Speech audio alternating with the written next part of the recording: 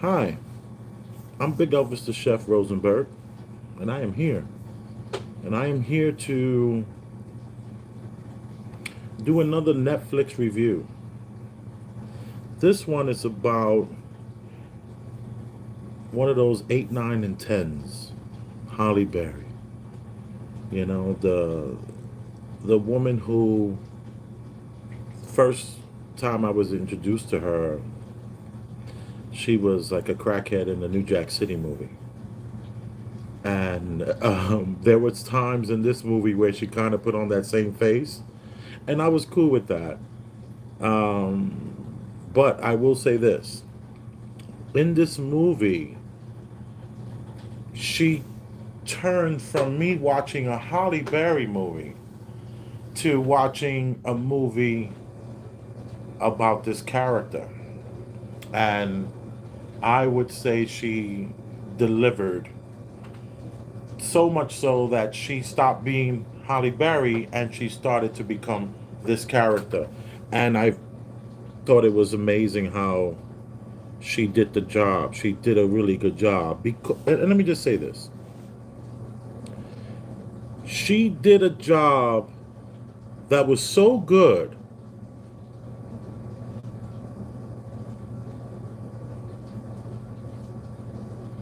and so believable that I started to say to myself, how the hell is she tapping into this character? We have a woman who has not played a crackhead in 30 years, yet she's able to tap into this gritty, gutter character in such an amazing way. This is a woman who's probably sleeping on, you know, 1,500 thread sheets, but yet she's able to comfortably walk into a roach motel and act her ass off. She's an amazing actor. And this truly proved it, and it was very realistic. I'm wondering at what point did I stop watching the Halle Berry movie and started to watch Bruise and started to see her character shine in this. I would say that this character was the type of woman that I kind of don't like. I kind of despise this character. I despise this woman. I despise the woman who doesn't take responsibility for her life, who runs from adversity and blames everyone else around her for everything that happens. And that's this character. And I hate these kind of people.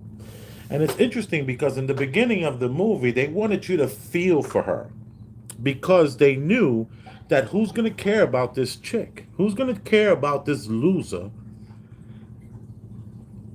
who is a home wrecking, low life B? She was a loser, home wrecking, low life B who abandoned her child and gave the child to the father, who was probably a hustler, and didn't even see the child for 4 to 5 years. At least, I think the movie depicted her not seeing the child for at least 4 years.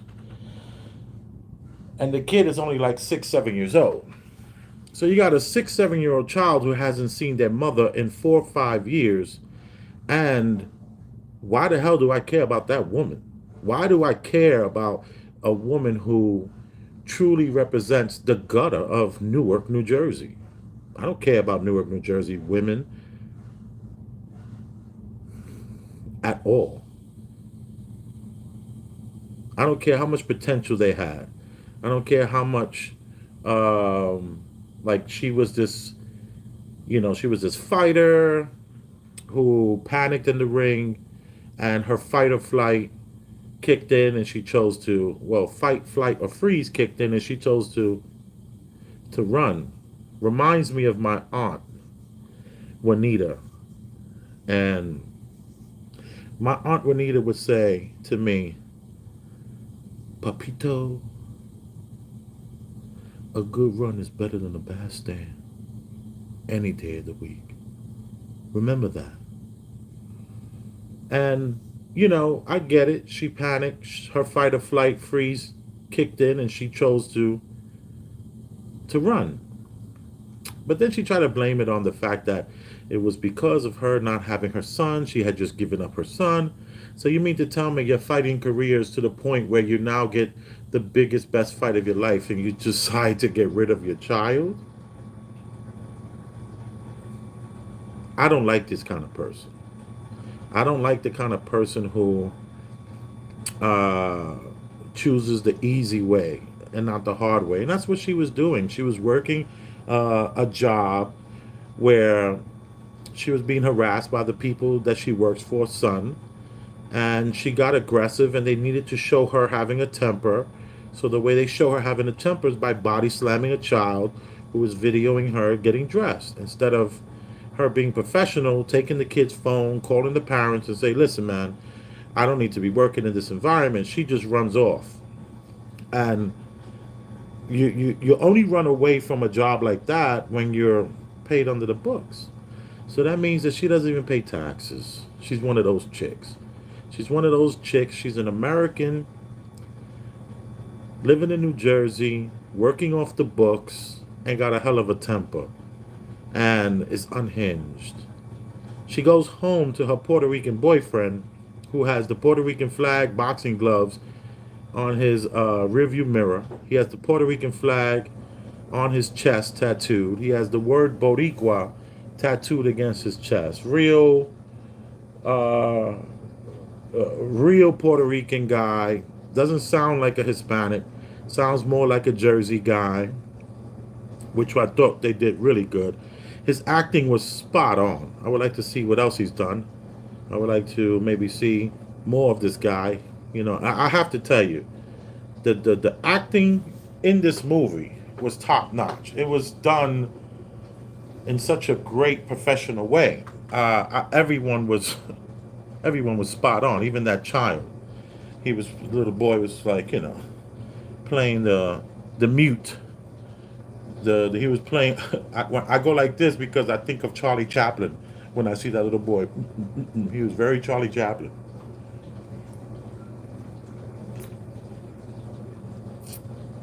A little respect to Kevin Samuels. So everyone's acting was incredible, especially the mother. Her mother played that black woman I can't stand. And what was up with with the grandmother putting the wig on the little boy? How typical is that to have this grimy, seedy ass grandmama trying on wigs on her child, on her grandbaby, talking about, oh, he look cute. And then as soon as he starts to act feminine, she want to slap him around. You know what I'm talking about. You know that grandmother that feminizes her child, excuse me, and then beats them for becoming feminine. You know what I'm talking about. And she did a great job. The way the grandma put her wig on and was getting her lipstick on. Grandma was putting on that lipstick, going out on a date. And then she tells the grandmother, like, listen, don't bring nobody up in here. And this is because the boyfriend and her had a beef. She has to leave the boyfriend. So she leaves the boyfriend's house, goes to to her mother's house. A woman who she hasn't seen in, let's say, 10 years. Okay? This is the kind of mother you have. And then the scene was so powerful how she was telling the mother in front of the child, mind you, which was another type of thing I don't like women to do. Why are you airing out your dirty laundry in front of your child? Yes, I know he's Charlie Chaplin and can't speak, but doesn't mean that he doesn't experience all that's going on around him. So now we have a child who lost his father due to violence, who witnessed the violence, his father being killed in the streets. And now we got the mother yelling at the grandmother about all the sexual abuse that she had. because the grandma, she's telling the mother how she's the one that helped pay the rent with her body in her mouth as a child, because of all the men that would look. Thank you. That by all the men that were looking to take advantage of this young girl in the house, and the mother was oblivious to this. And then the mother tried to say something like, yeah, why you didn't tell me? I had my 30, I had my 25 under the bed. I'd have lit somebody up had I known what they were doing to my baby. No, you wouldn't have. And that wasn't the first time she's told you. It's amazing how well they did this movie, because so many women, you could tell a woman something and then they'll turn around and act like this is brand new news to them. And how come you didn't tell me this sooner? No, no, no, no, no, no. This is not news. You knew that your daughter was helping you pay the rent by your brother going in that room and by your other two boyfriends going in that room when you so-called passed out because you was partying too hard. Stop it. I know that grandmother real well, and I can't stand her. I can't. Let me tell you, Holly Berry's character, I hate that kind of a woman. I hate that kind of a woman that doesn't take responsibility, that abandons her children, that uses her body and her sexuality as currency because she doesn't know any other way. But the fact that I hated her so much shows how amazing she was as this role. Like the scene when the boyfriend, the Puerto Rican guy, is confronting her about losing her job and losing her temper. And you would ask yourself, why didn't she just defend this? Why didn't she say, no, no, no, he was taking pictures of me? Because the boyfriend knew all the details. The boyfriend knew all the details because wasn't the first time in the last 4 years since she jumped out of the ring on Fight, Flight, or Freeze that she's probably lost a job, not due to her incompetence, but due to her anger. So this is what they wanted to promote, her anger. Her anger is what guides her. And they made a reference to Spofford. I thought that was interesting. Spofford is a New York City, used to be a New York City juvenile detention facility. So maybe she was going over the bridge as a child, getting into trouble, and ended up in Spofford. I don't know about Newark, Spofford. So, let me see. Being legit, hard to watch. What do you mean it was hard to watch? It was hard to watch because it was so crappy, or it was hard to watch because the truth was slapping you in the face? I don't know. Also, we have this woman here, the one I hate, Holly Berry. You know, I can't stand this woman. No responsibility, abandons her child, doesn't want to work hard, doesn't want to live up to her potential, and uses anger as a crutch. The boyfriend is confronting her. Next thing you know, the boyfriend is ready to knock her head off because what does she start to do? Nitpick him. Nitpicking him, just grading him, talking about he's the worst manager in the world. Well, look what he has to work with. He's the worst manager because look what he has to work with. Yet and still, he did provide her with a home. Yet and still, he did provide her with some sort of stability in her chaotic mind.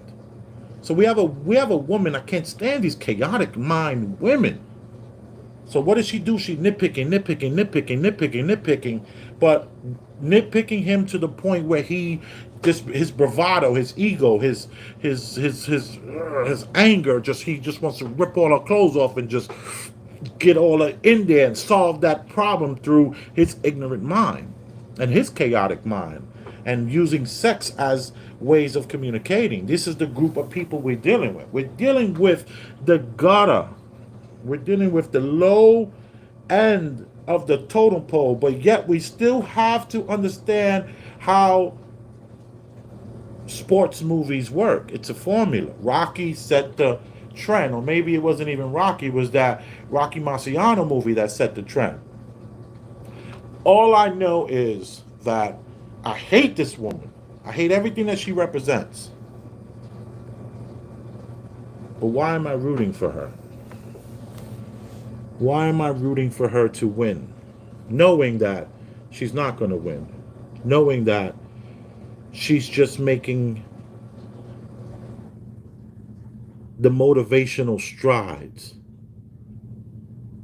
that a movie needs so that you can get drawn in. It's like they almost wanted to victimize her a little bit when she got fired from the job. And they started the movie off with her getting fired. Just to kind of make you, I don't know what the term would be. It's like the damsel in distress kind of a thing. Like we as the audience want to like feel something for her. I didn't feel anything for her. I hated her from the very beginning.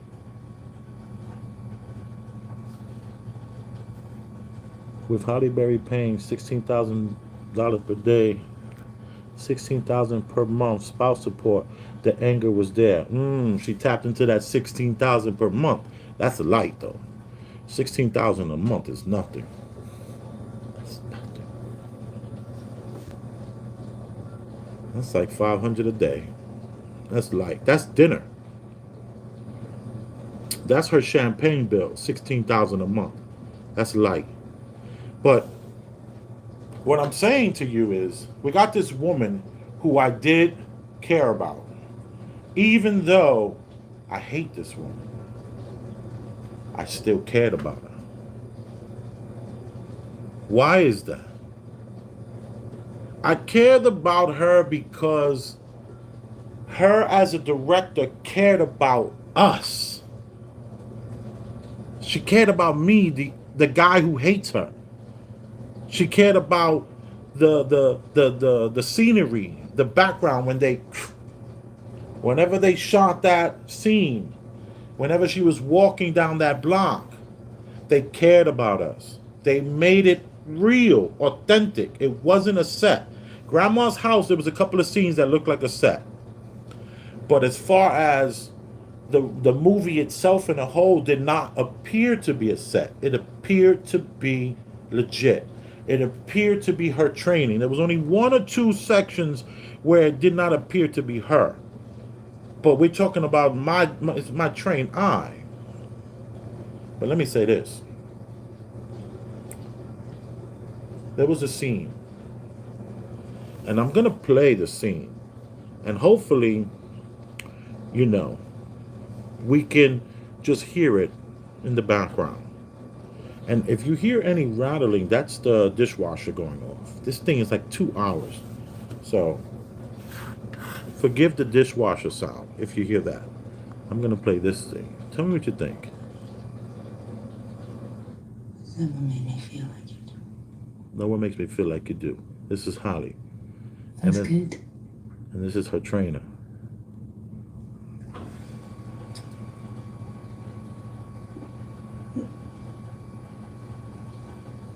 I gotta figure my life out. I gotta figure my life out. Hallie.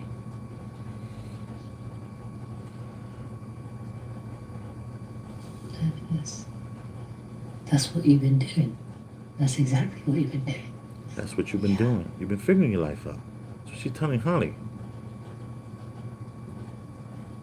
And I gotta do it alone. Halle Berry says, I gotta do it alone. By myself. For myself. For myself. For myself. For my son. And now Buddha. Why can't we do that together? Why can't we do that together?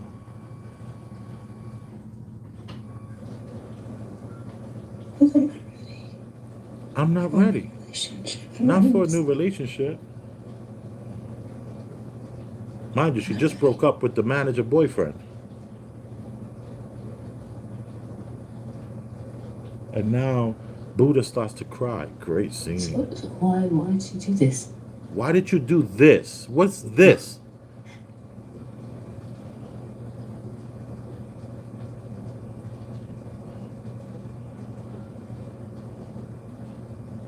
Because I needed to. Because I needed to. That's why she did this. Because I needed to. What?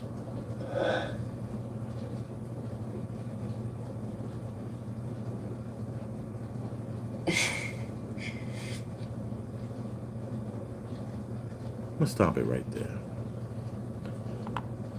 Halle Berry's laying in the bed with this woman that she had this intimate encounter with. They had a nice night. Sex was popping. Unfortunately, I can't let my daughter watch this now because I don't want her to see lesbian scenes in every movie. Okay. It's a grown up movie, not for kids. Okay. What I didn't like about the writing of this part is that Holly Berry wasn't supposed to say what she just said. What she was supposed to say was the truth. That the reason why she had sex with her was because that's the only way she knows how to say thank you. That's the only way Holly Berry knows how to say thank you in this movie. Her character only knows how to say thank you is through sex. All she's known from a young girl is sex. All she's known as an adult is sex.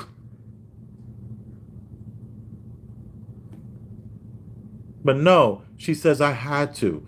They played themselves with that part. Out of everything that was said in this movie, that was the one thing that really turned me off, is that the reason why you had lesbian sex with this woman wasn't because you were attracted to her. It wasn't because you were in love with her. It was because this is how you know how to thank people when you're from Newark and you've been to Spofford and you've been raped as a child and you run away from things when it gets hard. And the only time you know how to respond is when it's hard and negative.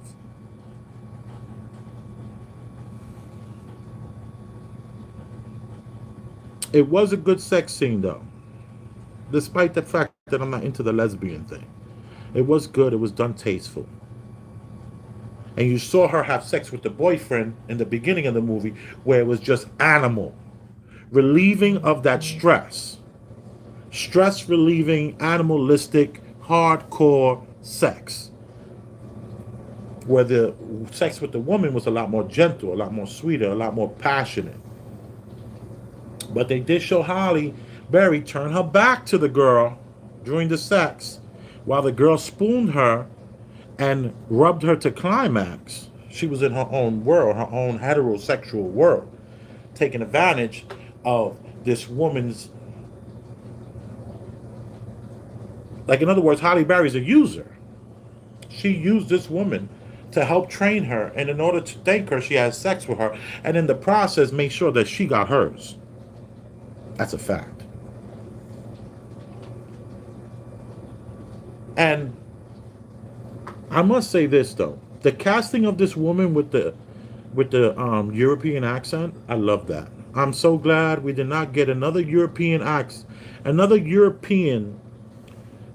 trying to come across as ADOS, which is an American descendant of slaves, or also known as FBA, a fundamentally black. That means native here, black, with that. You know, when you're black American and you're here in America, you have a certain swag. Your swag is different. And it's hard to really push that swag across to the people. So I was glad they kept her with that British accent. I was glad that they didn't try to push another Brit playing an American part. So that was refreshing. Holly Berry, kudos to you and your directing and your casting and pushing this project together. Well done. Very appreciative. I enjoy that. But how did she get me to like her? How did she get me to care? Because normally I don't care about this woman. I want this woman to fall flat. I want this woman to run in front of a train. Kill herself. That's what I want. But not today. Not when I watched this. I watched this yesterday. And I thought I really need to do something on this. So would I recommend this? Yes, I would recommend this. It's typical blueprint to what a good sports movie represents. You know, you have this person, this character, and you could start to root for this character. And I have to tell you, man, the fight scenes, I thought they were about a 6 or a 7. They weren't as good as Will Smith playing Muhammad Ali when the camera was like literally right there. The camera was a little further back in this scene, but it was good. I enjoyed it. I enjoyed it. I found myself at the edge of my seat a little bit. I found myself going there.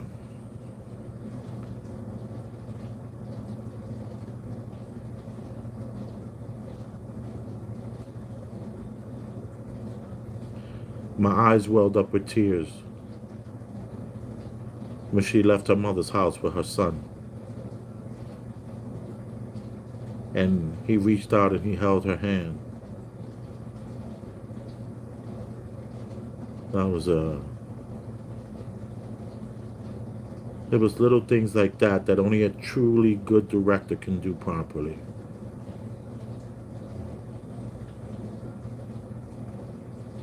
Well done. Good job. So, I would definitely recommend the movie. Good movie. Good scenery, good Newark, good grit, good paint. Only thing we didn't see was the roach. I would have loved to see her sitting there at her mom's house, just looking at a roach going near her arm. Not quite touch her arm, but just roll right by. That would have really been great.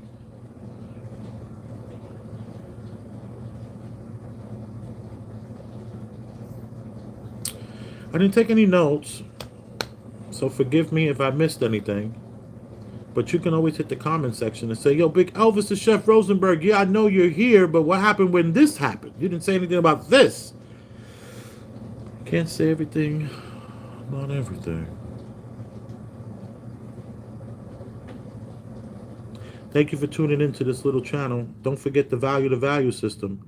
That's $ Elvis Rosenberg, and that's B-E-R-G, not B-U-R-G, B-E-R-G. Elvis Rosenberg. The E is capitalized. The R is capitalized as one word. Hit the Cash App. Let me know that you got some value out of this.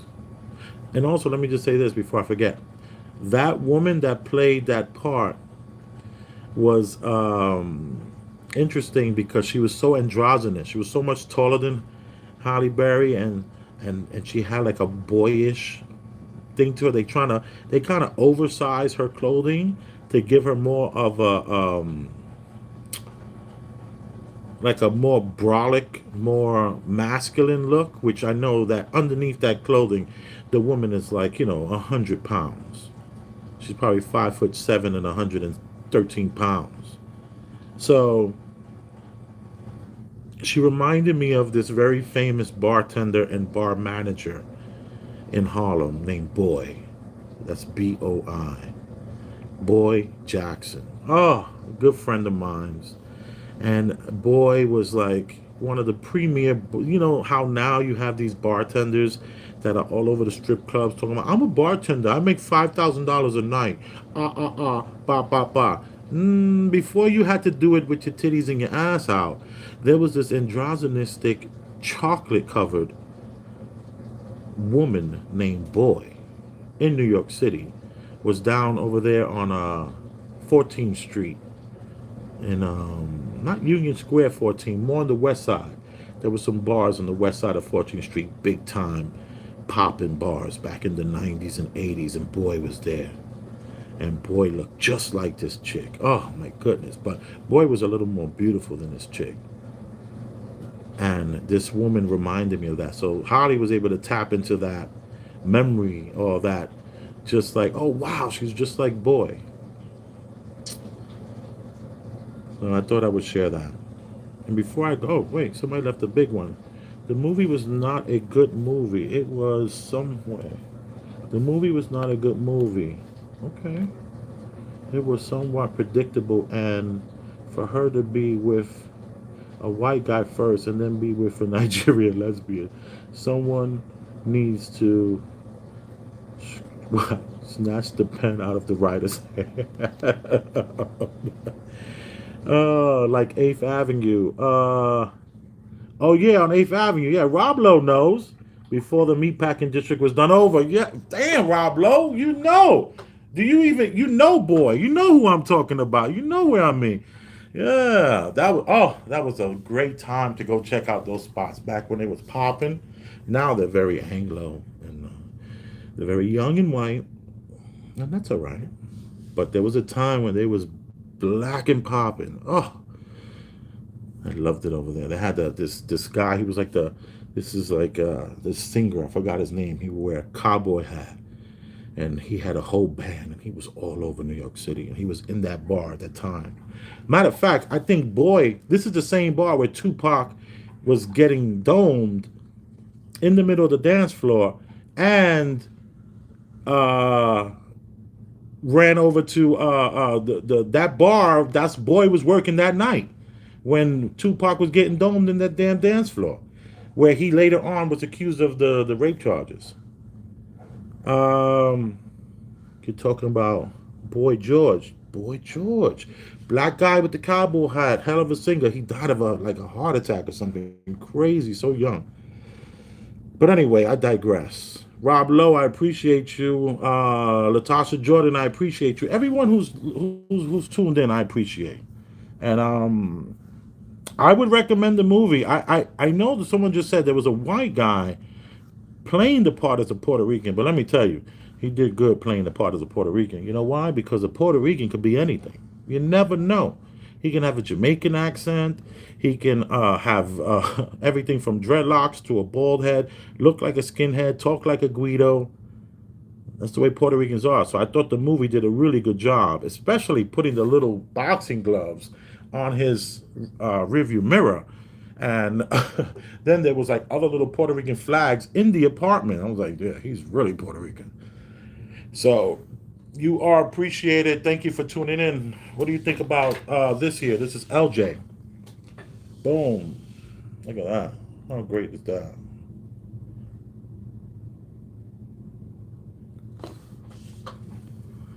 I didn't do that.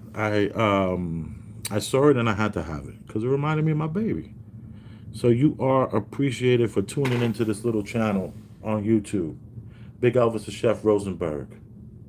I love you.